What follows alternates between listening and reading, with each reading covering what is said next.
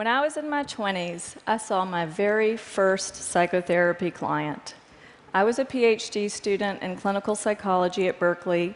She was a 26-year-old woman named Alex. Now, Alex walked into her first session wearing jeans and a big slouchy top, and she dropped onto the couch in my office and kicked off her flats and told me she was there to talk about guy problems. Now, when I heard this, I was so relieved. My classmate got an arsonist for her first client. And I got a 20-something who wanted to talk about boys. This I thought I could handle. But I didn't handle it. With the funny stories that Alex would bring to session, it was easy for me just to nod my head while we kicked the can down the road. 30's the new 20, Alex would say. And as far as I could tell, she was right. Work happened later, marriage happened later, kids happened later, even death happened later. 20-somethings like Alex and I had nothing but time. But before long, my supervisor pushed me to push Alex about her love life. I pushed back. I said, sure, she's dating down. She's sleeping with a knucklehead. But it's not like she's going to marry the guy. And then my supervisor said, not yet. But she might marry the next one.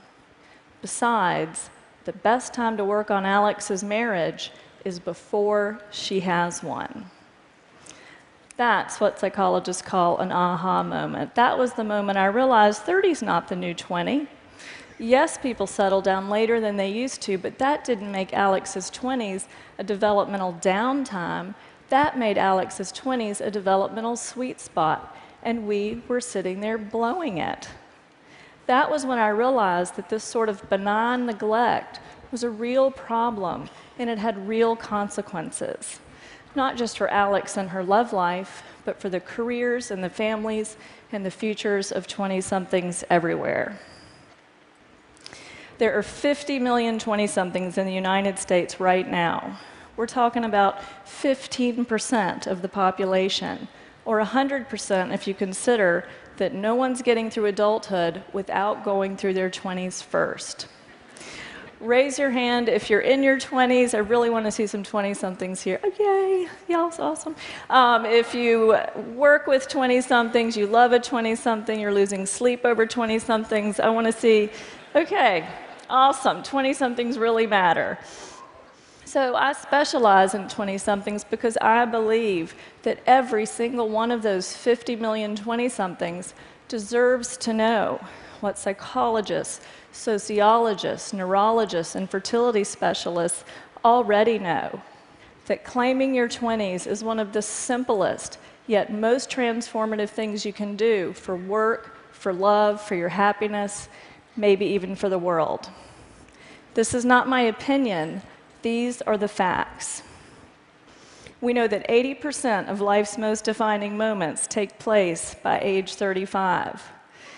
That means that 8 out of 10 of the decisions and experiences and aha moments that make your life what it is will have happened by your mid-30s.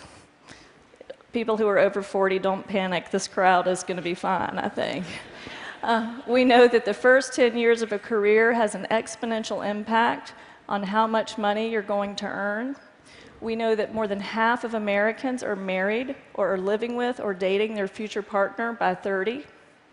We know that the brain caps off its second and last growth spurt in your 20s as it rewires itself for adulthood, which means that whatever it is you want to change about yourself, now is the time to change it. We know that personality changes more during your 20s than at any other time in life. And we know that female fertility peaks at age 28, and things get tricky after age 35.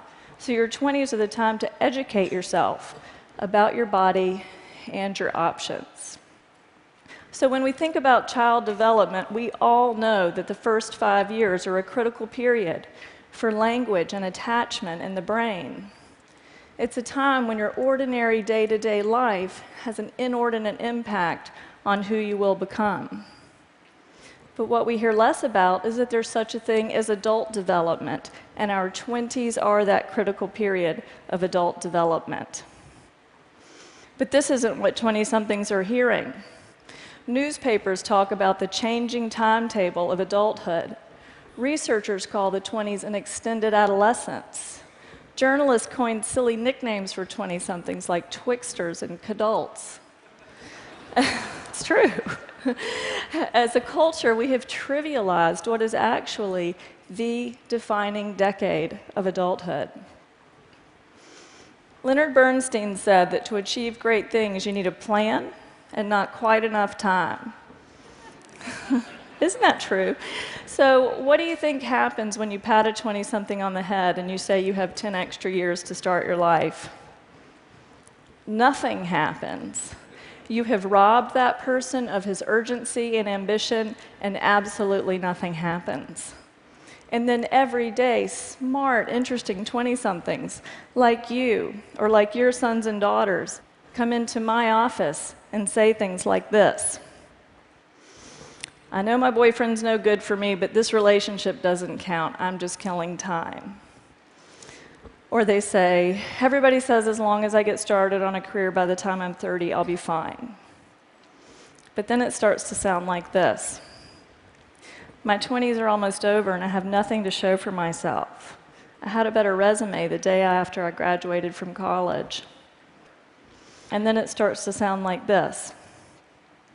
Dating in my 20s was like musical chairs. Everybody was running around and having fun. But then sometime around 30, it was like the music turned off and everybody started sitting down. I didn't want to be the only one left standing up, so sometimes I think I married my husband because he was the closest chair to me at 30. Where are the 20-somethings here? Do not do that. Okay, now that sounds a little flip, but make no mistake, the stakes are very high. When a lot has been pushed to your 30s, there is enormous 30-something pressure to jumpstart a career, pick a city, partner up, and have 2 or 3 kids in a much shorter period of time. Many of these things are incompatible, and as research is just starting to show, simply harder and more stressful to do all at once in our 30s. The post-millennial midlife crisis isn't buying a red sports car. It's realizing you can't have that career you now want. It's realizing you can't have that child you now want, or you can't give your child a sibling. Too many 30-somethings and 40-somethings look at themselves and at me sitting across the room and say about their 20s, what was I doing? What was I thinking? I want to change what 20-somethings are doing and thinking. Here's a story about how that can go. It's a story about a woman named Emma. At 25, Emma came to my office because she was, in her words, having an identity crisis. She said she thought she might like to work in art or entertainment, but she hadn't decided yet, so she'd spent the last few years waiting tables instead. Because it was cheaper, she lived with a boyfriend who displayed his temper more than his ambition. And as hard as her 20s were, her early life had been even harder. She often cried in our sessions, but then would collect herself by saying, you can't pick your family, but you can pick your friends. Well, one day, Emma comes in, and she hangs her head in her lap, and she sobbed for most of the hour. She'd just bought a new address book, and she'd spent the morning filling in her many contacts, but then she'd been left staring at that empty blank that comes after the words, in case of emergency, please call. She was nearly hysterical when she looked at me and said, who's going to be there for me if I get in a car wreck? Who's going to take care of me if I have cancer? Now, in that moment, it took everything I had not to say, I will. But what Emma needed wasn't some therapist who really, really cared. Emma needed a better life, and I knew this was her chance. I had learned too much since I first worked with Alex to just sit there while Emma's defining decade went parading by. So over the next weeks and months, I told Emma 3 things that every 20-something, male or female, deserves to hear. First, I told Emma to forget about having an identity crisis and get some identity capital. By get identity capital, I mean do something that adds value to who you are. Do something that's an investment in who you might want to be next. I didn't know the future of Emma's career, and no one knows the future of work, but I do know this: identity capital begets identity capital. So now is the time for that cross-country job, that internship, that startup you want to try. I'm not discounting 20-something exploration here, but I am discounting exploration that's not supposed to count. Which, by the way, is not exploration, that's procrastination. I told Emma to explore work and make it count. Second, I told Emma that the urban tribe is overrated. Best friends are great for giving rides to the airport, but 20-somethings who huddle together with like-minded peers limit who they know, what they know, how they think, how they speak, and where they work. That new piece of capital, that new person to date, almost always comes from outside the inner circle. New things come from what are called our weak ties, our friends of friends of friends. So yes, half of 20-somethings are underemployed, but half aren't, and weak ties are how you get yourself into that group.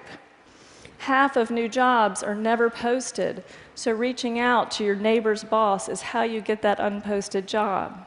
It's not cheating, it's the science of how information spreads. Last but not least, Emma believed that you can't pick your family, but you can pick your friends. Now, this was true for her growing up, but as a 20-something, soon Emma would pick her family when she partnered with someone and created a family of her own. I told Emma the time to start picking your family is now. Now, you may be thinking that 30 is actually a better time to settle down than 20 or even 25, and I agree with you. But grabbing whoever you're living with or sleeping with when everyone on Facebook starts walking down the aisle is not progress. The best time to work on your marriage is before you have one, and that means being as intentional with love as you are with work. Picking your family is about consciously choosing who and what you want, rather than just making it work or killing time with whoever happens to be choosing you. So what happened to Emma? Well, we went through that address book, and she found an old roommate's cousin who worked at an art museum in another state. That weak tie helped her get a job there. That job offer gave her the reason to leave that live-in boyfriend. Now, 5 years later, she's a special events planner for museums. She's married to a man she mindfully chose. She loves her new career, she loves her new family, and she sent me a card that said, "Now the emergency contact blanks don't seem big enough." Now, Emma's story made that sound easy, but that's what I love about working with 20-somethings. They are so easy to help. 20-somethings are like airplanes just leaving LAX, bound for somewhere west. Right after takeoff, a slight change in course is the difference between landing in Alaska or Fiji. Likewise, at 21 or 25 or even 29, one good conversation, one good break, one good TED Talk can have an enormous effect across years and even generations to come. So here's an idea worth spreading to every 20-something you know. It's as simple as what I learned to say to Alex. It's what I now have the privilege of saying to 20-somethings like Emma every single day. 30 is not the new 20, so claim your adulthood, get some identity capital, use your weak ties, pick your family. Don't be defined by what you didn't know or didn't do. You're deciding your life right now. Thank you.